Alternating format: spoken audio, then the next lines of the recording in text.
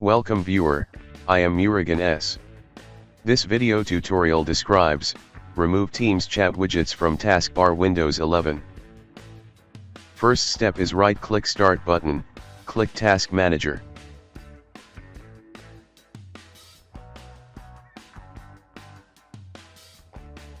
Click Startup tab, select Microsoft Teams, click Disable.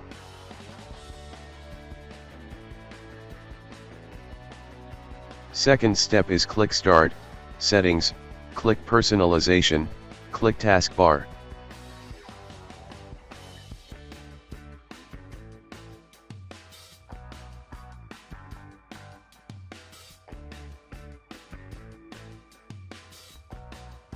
Turn off widgets and chat.